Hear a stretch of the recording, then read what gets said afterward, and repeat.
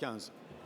Et la séance continue. Restez avec nous sur LCP. On va débriefer ensemble ces questions au gouvernement. Séance continue un peu raccourcie pour cause de déclaration du gouvernement sur la situation en Grèce et les enjeux européens. Manuel Valls prendra la parole d'ici 15 minutes. Il sera suivi par les présidents de groupe à l'Assemblée nationale. Le tout devrait durer 2 heures. Avec vous, Fernand Tavares, depuis la salle des 4 colonnes, les premières réactions politiques. Merci et à tout à l'heure. Et puis c'est une tradition dans cette émission, un débat face à face entre deux députés. Aujourd'hui, pour le groupe socialiste, le député Pouria Amir Chaïs, député des Français, de l'étranger, sera face à Axel Poniatowski, député des Républicains et vice-président de la Commission des Affaires étrangères. Vous pouvez leur poser des questions, ça se passe sur Twitter via le hashtag QAG pour questions au gouvernement.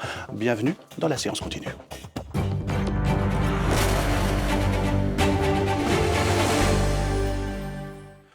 Bonjour messieurs, merci d'avoir accepté notre invitation. Émission entièrement consacrée à la situation de la Grèce. Le compte à rebours a commencé. Les dirigeants de la zone euro ont durci leurs exigences avant le prochain sommet européen, prévu dimanche 12 juillet. La Grèce doit rester dans la zone euro. C'est la position du gouvernement. C'est ce qu'a rappelé Michel Sapin tout à l'heure. On l'écoute et on réagit juste après. Que veut la France ? Que la Grèce reste non pas seulement dans l'Europe, elle est dans l'Europe, mais dans l'euro. Parce que c'est l'intérêt de la Grèce, et au total, c'est l'intérêt de l'Europe, de la zone euro et de la France. Non pas tant que nous soyons aujourd'hui menacés par une crise économique ou financière, comme ça a pu être le cas il y a quelques années. La France est beaucoup plus forte, l'Europe s'est elle-même aussi renforcée. Et la crise serait d'abord, elle est déjà aujourd'hui pour la Grèce, mais parce que c'est le projet européen que nous défendons, que vous défendez, que nous sommes capables de défendre ensemble. La France, elle veut que la Grèce reste dans l'euro. Mais ça ne peut pas être dans n'importe quelle condition. Ça ne peut l'être que si les Grecs font des propositions, si le gouvernement grec fait des propositions. C'est ce qu'il est en train de faire et nous allons pouvoir juger dans les minutes et dans les heures ou dans les jours qui viennent de la qualité de ces propositions. Et c'est sur ces propositions que nous pourrons l'un et l'autre prendre des responsabilités devant l'histoire. Merci, monsieur le ministre. Alors messieurs, question toute simple, est-ce que comme le titre, un grand journal du soir, pour la Grèce, le compte à rebours a commencé avant le divorce pour Amir Chaïs? Moi, je pense qu'il faut exclure l'option du divorce pour plusieurs raisons, mais il y a un compte à rebours dans la négociation, évidemment. La question, c'est où on arrive. Et il faut arrêter les faux procès. Monsieur Tsipras est intelligent et j'imagine qu'il sait très bien, et les Grecs avec, qu'il ne veut pas revenir chez lui avec une feuille de route 100% grecque. Il veut un nouveau compromis. Et pour faire ce nouveau compromis, il est passé par une étape démocratique. De quoi il s'agit ? De dire d'abord que la question grecque, la situation de la Grèce est simple. On ne peut pas, quand on est solidaire, permettre à un pays de décoller boulet aux pieds. Donc il faut poser la question de la dette grecque. Il y a 3 façons de le faire, je suis très court. L'allègement de ce qui n'est pas soutenable, l'étalement de ce qui est dû et soutenable, et enfin la transformation d'une partie de la dette en crédit d'investissement. Ce qui se fait par exemple pour la Tunisie ou d'autres pays, et à mon avis ce sont des processus intelligents. Il y a un deuxième enjeu qui est un effet de levier européen, ce n'est pas que les Grecs qui sont en jeu. C'est d'abord une géopolitique.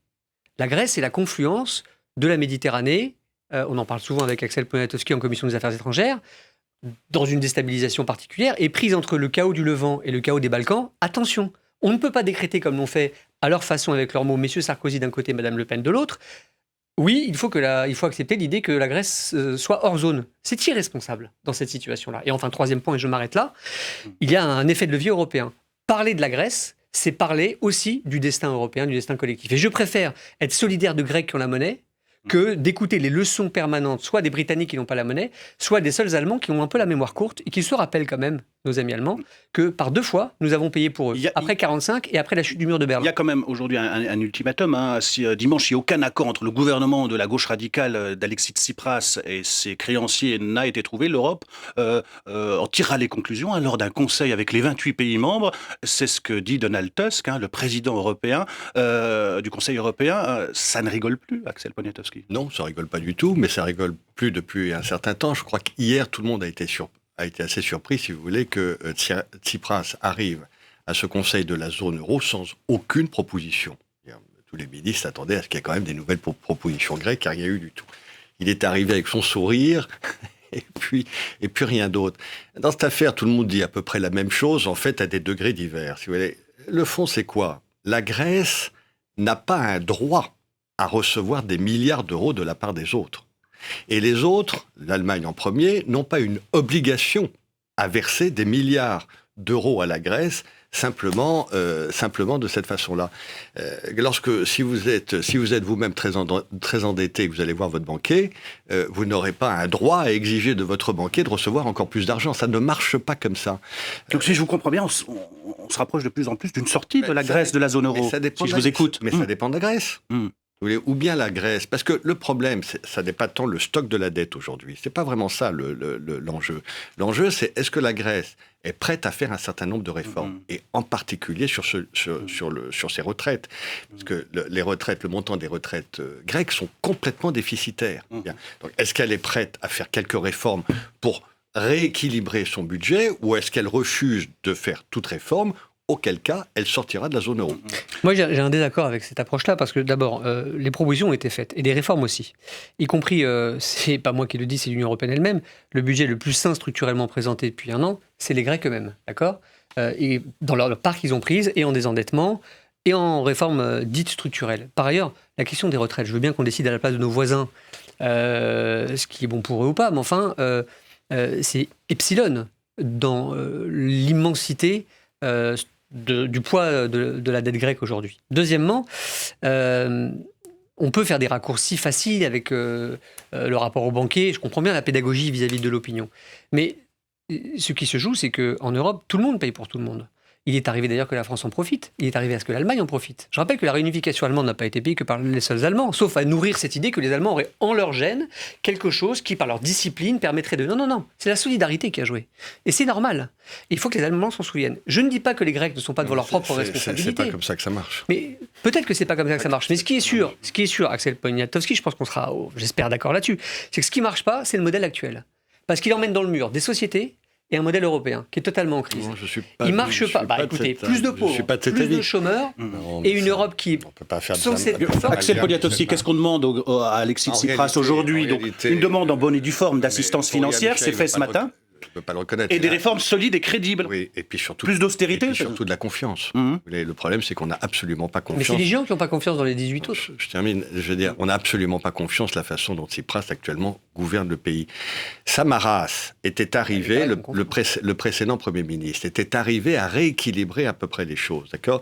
Il avait retrouvé un peu de croissance en 2014 et les projections pour 2015 étaient plutôt bonnes. Et en arrivant au pouvoir, Tsipras a considérablement augmenté le déficit public. Par conséquent, on ne peut pas avoir confiance dans la façon dont il gère aujourd'hui les affaires. Non, les affaires publiques grecques, mais parce qu'il a tous les jours besoin d'un peu plus d'argent. Enfin, il a laissé... Et que par conséquent, on ne peut pas avoir confiance dans cette façon de gérer les affaires grecques. Il faut quand même savoir que, ça a été dit 1000 fois sur le plateau, la situation sociale de la Grèce est désastreuse.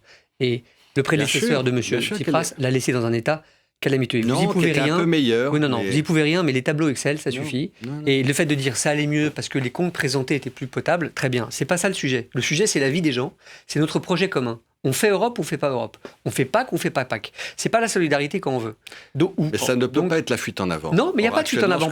Ce que demande Tsipras, c'est la fuite en avant. Pas du tout. Ça ne peut pas marcher. Pas du tout, parce que dans ce cas, il faut donner des exemples concrets. Il dit, moi, je suis prêt à une réforme fiscale. Il dit, je suis prêt à la taxation et à la fuite des capitaux, ce qui est normal. Et il a commencé d'ailleurs. Mais qu'il fasse ce qu'ils veulent, mais qu'ils rétablissent les comptes. C'est déjà bien qu'ils fassent ce qu'ils veulent, donc déjà on commence. Il a été pris à partie très durement ce matin au Parlement européen par Guy Verhofstadt, le chef des libéraux au Parlement européen. Je ne suis pas dans l'idolâtrie de qui que ce soit, de M. Tsipras comme qui d'autre. Je choisis moi non plus, je ne fais pas que critiquer M. Tsipras, parce que la Grèce est un pays qui a toujours été mal gouverné. Et il en hérite. Le problème, je pense que les leçons de gouvernance qu'on a données aux uns aux autres mériteraient un peu d'humilité de notre part en tant que Français. D'accord, mais là, aujourd'hui, la Grèce ne peut pas le supporter. Et le problème, il faudrait respecter le vote. C'est un peu le discours qu'on entend de la gauche, c'est-à-dire que... Non, mais moi aussi, je voudrais finir. Je termine simplement. La dette est une dette d'État. C'est pas une dette d'un gouvernement. Et quand un nouveau gouvernement arrive au pouvoir, il hérite de cette dette État. Autrement dit, on ne remet pas les comptes à zéro à partir du moment où M. Tsipras a été élu. C'est pas comme ça que ça marche. Au moment où il a été élu, personne n'a dit qu'il fallait mettre les comptes à zéro. Il y avait quand même 300 milliards d'euros de dette. C'est pas le sujet. C'est pas le sujet de remettre les comptes à zéro. C'est le sujet parce que le sujet, c'est un nouveau compromis. Dès l'instant où aucun des pays n'a confiance dans la façon dont M. Tsipras gouverne, il ne pourra pas avoir d'argent supplémentaire. C'est pas comme ça que ça marche. Le fond du sujet, puisque vous parlez de confiance, c'est la confiance des citoyens européens dans les représentants européens aujourd'hui. Là, le bas blesse. C'est pas le fait que des négociateurs s'offusquent, je m'excuse de le dire, du fait que ce soit difficile de négocier. Ou alors, il faut qu'ils fassent autre chose dans la vie que négociateur. On sait très bien que quand il s'agit de négocier sur le nucléaire iranien ou avec M. Poutine, c'est bien plus ardu. Donc, si des négociateurs se plaignent qu'une négociation est difficile, il faut qu'ils fassent un autre métier. Au moins, il faut qu'il y ait une négociation. Très bien. Il y en a une, elle est en cours, et ça s'appelle un rapport de force. C'est pas la peine de faire semblant. Chacun joue sa partie. Et que les Grecs défendent leurs intérêts. Et bien entendu, simplement, je veux dire que ce n'est pas qu'une question d'empathie par rapport aux Grecs. C'est une question stratégique, géopolitique, qui devrait aller au-delà de l'argument qui me paraît assez pauvre, je me permets de le dire. C'est pas à nous de payer pour les autres. Discours un peu de comptoir qui me paraît faible. Parce que c'est pas simplement comme ça que ça se passe. Ça fait juste 14 ans que ça dure. Mais d'autres payent pour nous aussi. Je rappelle que nous avons des taux d'intérêt négatifs.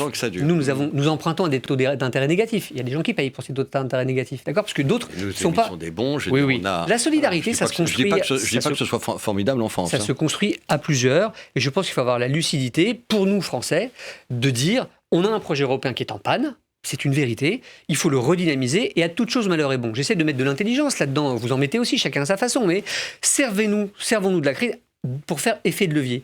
Posons les choses, le cadre, les frontières au sud, la question au nord, comment tout ça, et surtout notre modèle de développement. C'est pas faites vos réformes, saignez à blanc, le couteau sur la gorge, remboursez puis on verra. Un bon deal, et vous le savez mieux que moi, c'est concomitant, c'est-à-dire c'est pas vous faites vos réformes qui sont dures pour les gens et après on vous prête, c'est les deux en même temps. Les Grecs feront ce qu'ils voudront. Non, il faut faire ensemble. Ils feront les réformes qu'ils voudront, je veux dire. Et à un moment donné, en fonction des réformes qu'ils proposeront et qui nous auront dit qu'ils feront, où on aura confiance, où on n'aura pas confiance. Mais qui est on ? Et c'est l'Union européenne, c'est la zone euro. Donc c'est l'ensemble. Vous savez, ce matin, on recevait en commission des affaires étrangères le Premier ministre slovène. Et le Premier ministre slovène, qu'est-ce qu'il nous dit ? La Slovénie est un tout petit pays. Et la Slovénie... Ils en ont marre de payer pour la Grèce ? Exactement. Et c'est le pays qui a le plus, alors que c'est un pays relativement pauvre, qui a le plus contribué pour la Grèce, à hauteur de 3,5% de son PIB, nous disait-il. Et bien, il nous disait, et nous, la France, c'est 2%, vous savez. Et bien, il nous disait ce matin, ça suffit. Ou bien j'ai confiance dans les réformes qui nous seront proposées pour pouvoir m'engager davantage, parce que la BCE, c'est chacun des pays. Je vous interromps. On va devoir rejoindre l'hémicycle. Merci d'avoir accepté notre invitation. Tout de suite, on va rejoindre l'hémicycle pour écouter la déclaration du gouvernement sur la situation de la Grèce et les enjeux européens avec la prise de parole du Premier ministre Manuel Valls. On va y aller aussi,